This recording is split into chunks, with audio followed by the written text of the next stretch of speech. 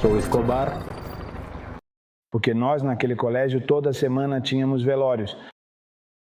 Toda semana matavam o pai de um amigo, matavam a mãe de um amigo. E as professoras chegavam na nossa sala e nos diziam que o nosso pai tinha sido morto.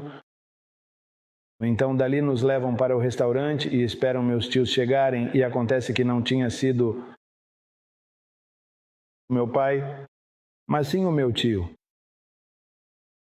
Você viveu alguns meses, alguns anos, talvez com o pensamento de que em algum momento iam te ligar e dizer que dessa vez sim tinha sido o seu pai? Sim, com certeza. Inclusive eu me lembro bem que ele mesmo sempre nos dizia o seguinte: eu me sentiria imensamente orgulhoso e realizado se pudesse ver um filho meu se formando no colégio. Apenas com isso eu já estaria satisfeito. Orgulhoso porque seu filho terminou o colégio, orgulhoso porque aguentou todos esses anos até chegar lá, e no dia em que meu irmão se formou no colégio, ele saiu dizendo que aquilo o fazia muito feliz porque ele achava que não viveria para ver esse dia.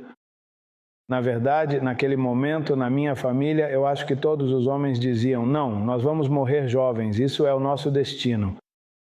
E eu vou te dizer, eu realmente senti isso muitas vezes em relação ao meu pai.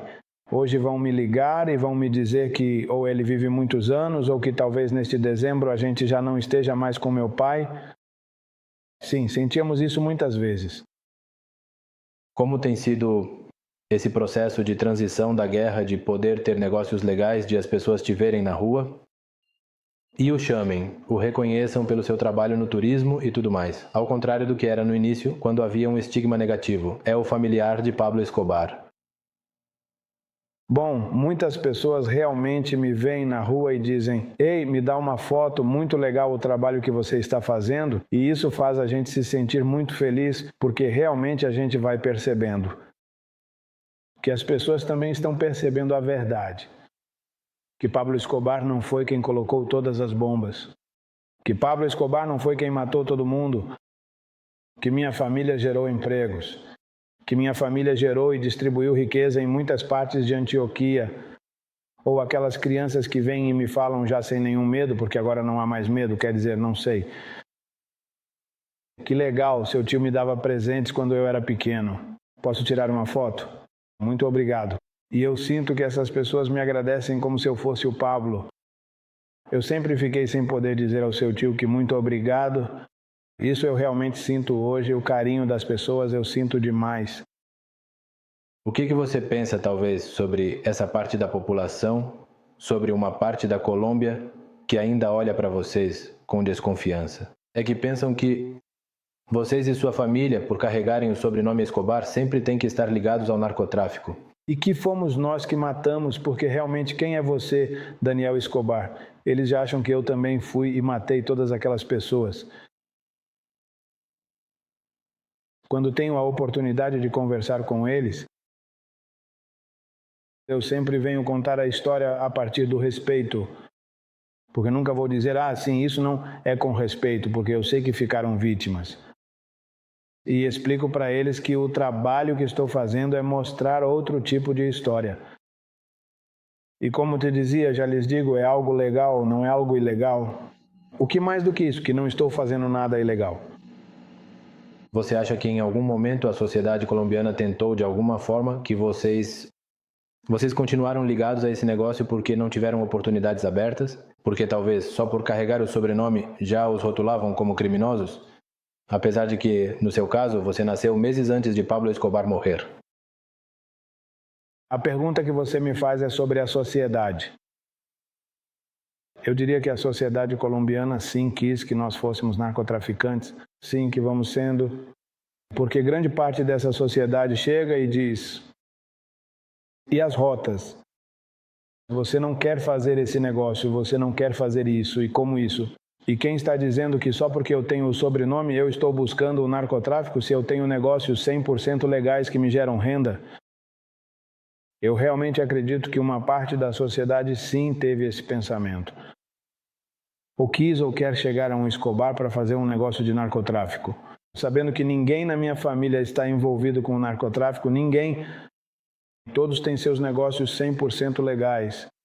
Em uma das primeiras perguntas você me disse que ter o sobrenome Escobar dava respeito. Por que dizer não ao narcotráfico quando você tem respeito? Por que dizer sim depois de tanta guerra que sofremos?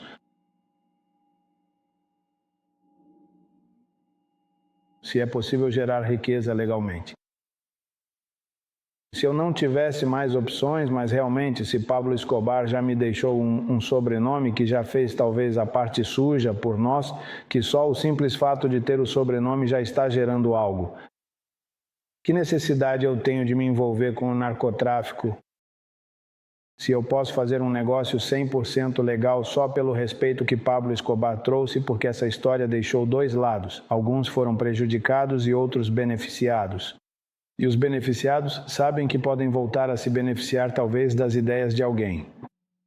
Então, que necessidade eu tenho de me envolver com o narcotráfico se eu tenho coisas legais e, se esse dinheiro chegar até mim, vai afetar meus outros rendimentos?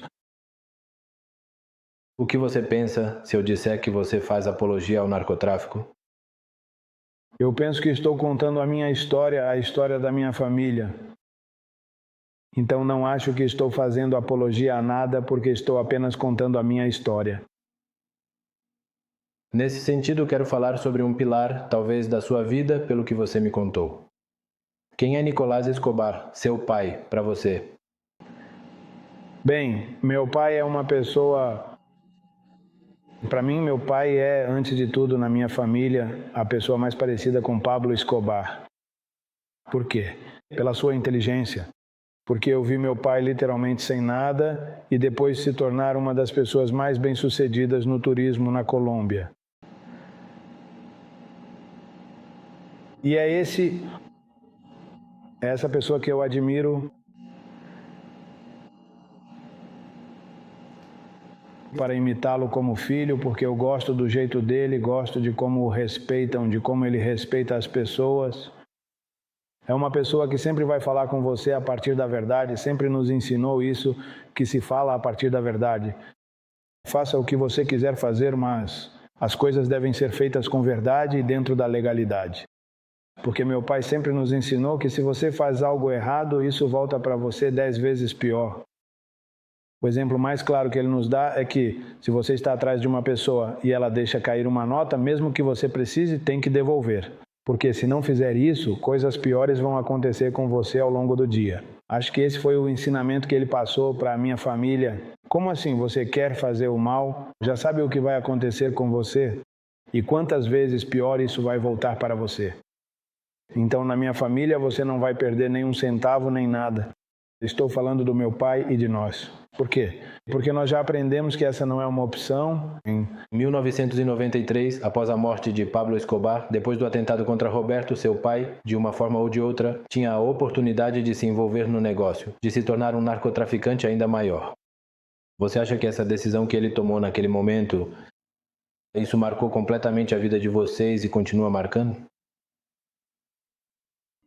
Mas a decisão de não se envolver com o narcotráfico, sim, para mim isso marcou porque eu sempre falo de paz. E uma pessoa de 23 anos, estamos falando da empresa mais poderosa do mundo naquele momento, a maior empresa terrorista do mundo também naquela época. E ele sentar para falar de paz foi um ato de muita maturidade, porque se ele quisesse, teria simplesmente aceitado e dito, vamos trabalhar. Sou Escobar.